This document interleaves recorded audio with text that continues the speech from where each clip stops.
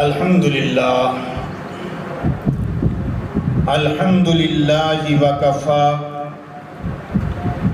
وسلام علی عبادہ الذین اصطفا خصوصاً علی سید الرسل وخاتم الانبیاء اما بعد فاعوذ باللہ من الشیطان الرجیم بسم اللہ الرحمن الرحیم نحن نزلنا الذکر وَإِنَّا لَهُ لَحَافِظُونَ آمنت باللہ صدق اللہ العظیم وصدق رسولہ النبی الکریم الامین والصلاة والسلام علی سید الانبیاء والمرسلین وعلی آلہ واصحابہ اجمعین گر تومی خواہی کہ مسلمان زیستن زیستن نیست ممکن جز بقرآن زیستن ستیزہ کار رہا ہے ازل سے تا امروز چراغ مصطفی سے شرار بولہبی یا ربی صلی وسلم دائما ابدا علی حبیبک خیر الخلق کلہم وهو الحبیب الذی ترجى شفاعته لكل حول من الاحوال مقتحم. گرامی قدر سامعین کرام، ذی الحجہ کا آخری جمعۃ المبارک اور آج جمعۃ المبارک اس حوالے سے منایا جا رہا ہے کہ اسے عنوان دیا گیا ہے عظمت قرآن کا. قرآن اللہ کی کتاب ہے اور یہ ایسی کتاب ہے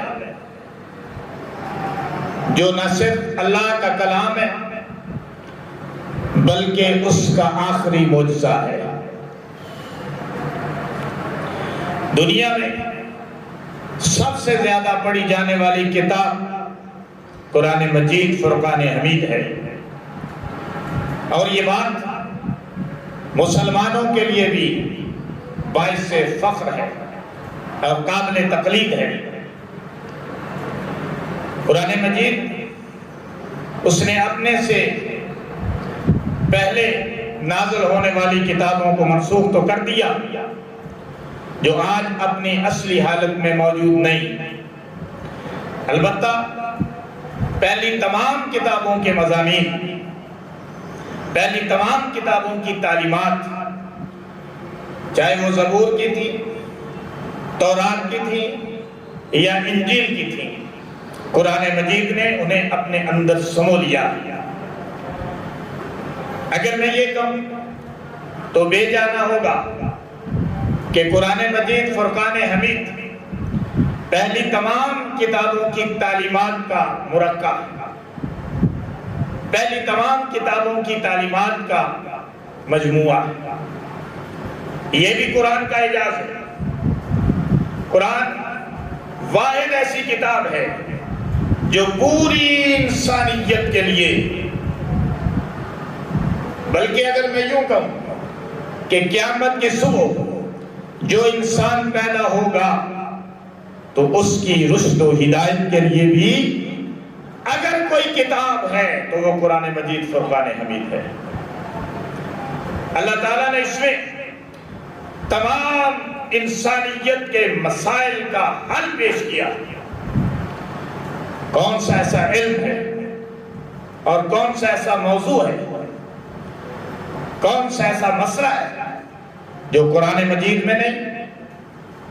ہر مسئلے کا حل، انسانیت کی نجات کا حل، دنیا اور آخرت میں کامیابی کا حل، دنیا اور آخرت میں سرخروئی اور کامرانی کا حل اللہ نے اپنی آخری کتاب میں رکھا ہے۔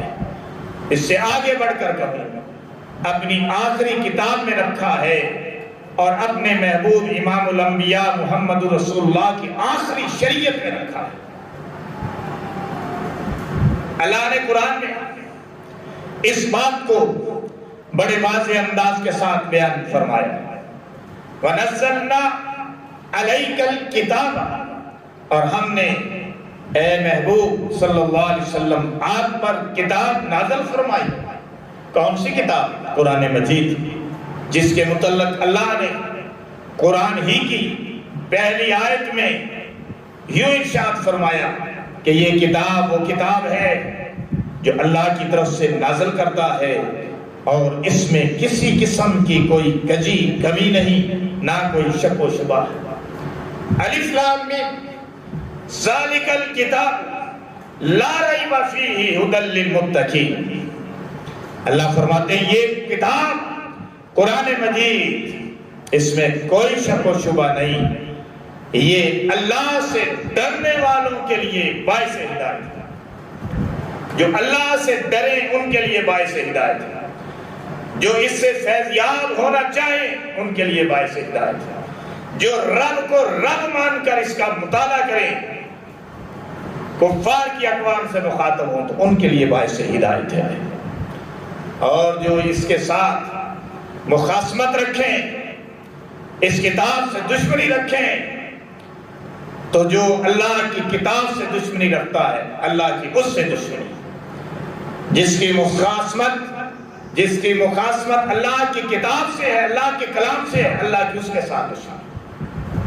آگے چل کر میں بات کروں گا، اس کو وضاحت سے بیان کروں گا۔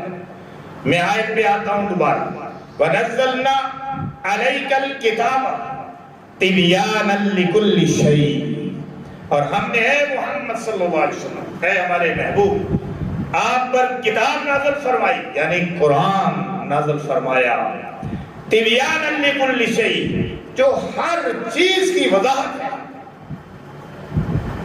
اس آیت سے پتہ چلا کہ قرآن میں ہر چیز کی وضاحت ہے۔ وضاحت ہوگی جب اس میں مضامین ہوں گے تو ہر چیز کے مضامین، اور جب مضامین ہوں گے تو علوم بھی ہوں گے۔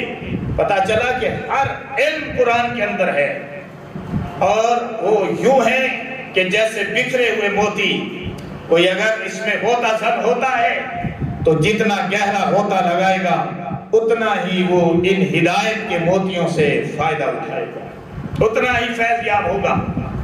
قرآن مجید سینکڑوں موضوعات پر مشتمل ہے۔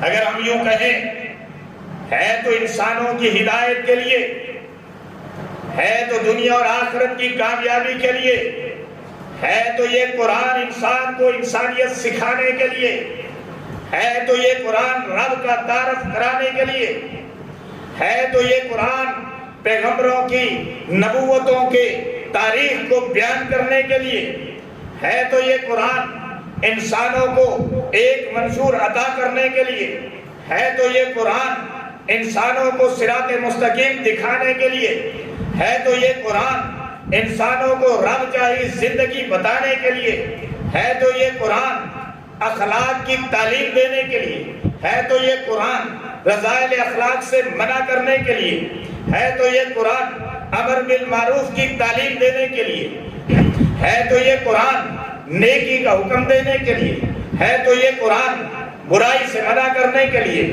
ہے تو یہ قرآن پاکیزہ معاشرہ بنانے کے لیے، ہے تو یہ قرآن معاشرے کے اندر سے غلط چیزوں اور غلط رسومات کو نکالنے کے لیے، ہے تو یہ قرآن توحید کا اثبات کرنے کے لیے، ہے تو یہ قرآن شرک کی مذمت کے لیے، ہے تو یہ قرآن پیغمبر آخر الزمان امام الانبیاء محمد رسول اللہ صلی اللہ علیہ وسلم کی نبوت کو ثابت کرنے کے لیے، ہے تو یہ قرآن رہتی دنیا تک انسانوں کے لیے باعث ہدایت لیکن جو اس قرآن سے وابستہ ہوں گے، جو اس قرآن سے تعلق رکھیں گے، جو اس قرآن کا مطالعہ کریں گے، جو اس قرآن کی اسٹڈی کریں گے، جو اس قرآن کو پڑھیں گے، ترجمے کے ساتھ سمجھیں گے، تفسیر کے ساتھ سمجھیں گے، یہ ان کے لیے حقیقی طور پر باعث ہدایت بن جائے گا، ان کے لیے نور بن جائے گا، ان کے دلوں کا سرور بن جائے گا، ان کے آخرت میں نجات کا سبب بن جائے گا۔ تو اس کتاب سے وابستگی پر اس کا انحصار ہے، اور یہ اس وقت تک ممکن نہیں جب تک کہ ہم اسے پڑھیں نا، اس کو سمجھیں نا۔ قرآن مجید کا یہ اعجاز ہے کہ اللہ نے اس کی حفاظت کا ذمہ خود لیا۔ اس کی حفاظت کا ذمہ اللہ نے اسکالروں پر نہیں ڈالا، اس کی حفاظت کا ذمہ اللہ نے علماء پر نہیں ڈالا، اس کی حفاظت کا ذمہ اللہ نے فقہاء پر نہیں ڈالا، اس کی حفاظت کا ذمہ اللہ نے ٹیچروں پہ نہیں ڈالا، اس کی حفاظت کا ذمہ اللہ نے مفتیوں پر بھی نہیں ڈالا، اس کی حفاظت کا ذمہ اللہ نے انسانوں پہ نہیں ڈالا، اللہ نے خود اس کا ذمہ اٹھایا ہے۔ اس لیے آج تک قرآن مجید 1450 سال ہو گئے، ایک زیر زبر کا بھی فرق نہیں آیا۔ اللہ نے خود قرآن میں بڑے واضح انداز کے ساتھ یہ بیان کر دیا، نحن نزلنا الذکر وَإِنَّا لَهُ لَحَافِظُونَ۔ ہم نے قرآن نازل کیا ہے، اللہ فرما رہے ہیں ہم نے قرآن نازل کیا ہے، اور مت سمجھنا کہ اس کی حفاظت تمہارے ذمہ ہے، نہیں، اللہ فرماتے ہیں اس کی حفاظت ہمارے ذمہ ہے، ہم اس کی حفاظت کریں۔ تو جس چیز کی حفاظت اللہ کرے اسے کوئی نقصان پہنچا سکتا ہے؟ جس کی حفاظت اللہ کرے اس کو کوئی تباہ کر سکتا ہے؟ جس کی حفاظت اللہ کرے اسے کوئی مٹا سکتا ہے؟ اگر کوئی اسے مٹانا چاہے گا، اگر کوئی قرآن کو مٹانا چاہے گا خود مٹ جائے گا، اگر کوئی اسے برباد کرنا چاہے گا خود برباد ہو جائے گا، اگر قرآن کے ساتھ حسد کرے گا خود اپنے حسد کی آگ میں جل کر خاکستر ہو جائے گا۔ کہو انشاءاللہ۔ قرآن کی حفاظت کا ذمہ اللہ نے خود لیا۔ پھر آپ کہیں گے کہ یہ سویڈن میں قرآن جلایا گیا تو اس کے ساتھ کیا ہوا؟ ہاں ہوگا، ابھی انتظار کرو۔ اللہ کی رسی دراز ہے، جب چاہے گا کھینچ لے گا، رسی اس کے ہاتھ میں ہے۔ ہاں، مسلمانوں کا یہ فرض ہے کہ اس پر احتجاج کریں، مسلمانوں کا یہ فرض ہے کہ اللہ کی اس کتاب کی حفاظت کریں۔ مسلمانوں کے ذمہ یہ ڈیوٹی عائد ہوتی ہے کہ اپنی جان مال سے بڑھ کر اللہ کے اس کلام کی حفاظت کریں اور اس کی ترویج کریں، اس پر عمل کریں، اسے پڑھیں۔ آج شکوہ مسلمانوں سے بھی ہے، وہ یہ کہ مسلمان آج قرآن سے دور ہو گئے، تبھی تو کفار کو جرأت ہوتی ہے۔ مسلمانوں نے اسے پڑھنا چھوڑ دیا، تبھی تو کفار کو جرأت ہوتی ہے۔ مسلمانوں نے اس پر عمل کرنا چھوڑ دیا، تبھی تو کفار کو جرأت ہوتی ہے۔ مسلمانوں نے اس کو آگے پہنچانا چھوڑ دیا، تبھی تو کفار کو جرأت ہوتی ہے۔ لیکن ہاں ایک بات ہے کہ مسلمان بے عمل تو ہو گئے ہیں، لیکن قرآن کی محبت، احترام، اکرام ان کے سینوں میں اب بھی موجود ہے، اب بھی موجود ہے۔ تو میں عرض یہ کر رہا تھا کہ اللہ نے خود قرآن کا ذمہ اٹھایا، فرمایا نحن نزلنا الذکر، ہم نے یہ قرآن نازل کیا۔ اللہ نے یہاں پہ قرآن کو فرمایا ذکر ہے۔ ذکر کا معنی یاد رکھنے والا، یاد کرنے والا، جسے یاد کیا جائے، بار بار جسے پڑھا جائے۔ اور ذکر کے دوسرے معنی نصیحت کے، کہ یہ قرآن نصیحت ہے۔ یہ قرآن لفظ قرآن کا مطلب بار بار پڑھی جانے والی کتاب۔ ذکر ہم کرتے ہیں، بار بار اللہ اللہ اللہ اللہ کرتے ہیں، بار بار ریپیٹ کرتے ہیں۔ ذکر کے یہ بھی معنی اور ذکر کے یہ بھی معنی کہ اسے یاد رکھا جائے، اور ذکر کے معنی نصیحت کے لیے ہے کہ یہ نصیحت ہے۔ کس کے لیے؟ یہ نصیحت ہے انسانوں کے لیے، یہ نصیحت ہے نصیحت ماننے والوں کے لیے، یہ نصیحت ہے اس کو تسلیم کرنے والوں کے لیے، یہ نصیحت ہے اس کی تلاوت کرنے والوں کے لیے، اسے ریڈ کرنے والوں کے لیے، اس کو خدا کا کلام سمجھنے والوں کے لیے نصیحت ہے۔ جو سمجھے نہیں اس کے لیے کیا ہے کہ نصیحت ہے۔ اس کے لیے نصیحت نہیں بن سکتا. جو رجوع کرے گا، جو ہدایت کا طالب ہوگا، اس کے لیے نصیحت بنے گا. تو فرمایا نحن نزلنا الذکر، ہم نے یہ ذکر نازل کیا ہے، ہم نے اس قرآن کو نازل کیا ہے. وَإِنَّا لَهُ لَحَافِظُونَ، ہم اس کی حفاظت کرنے والے. یاد رکھیے زبور کی حفاظت کا ذمہ اللہ نے نہیں لیا، تورات کی حفاظت کا ذمہ اللہ نے نہیں لیا، انجیل کی حفاظت کا ذمہ اللہ نے نہیں لیا تھا، قرآن کی حفاظت کا ذمہ اللہ نے لیا.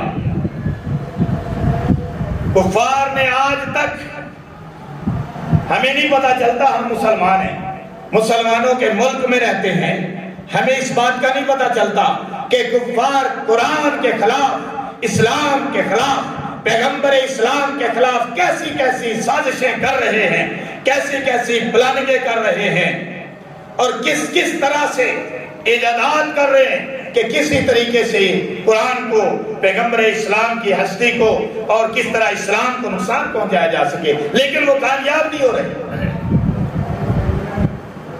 اللہ اپنے معجزے خود دکھاتا ہے.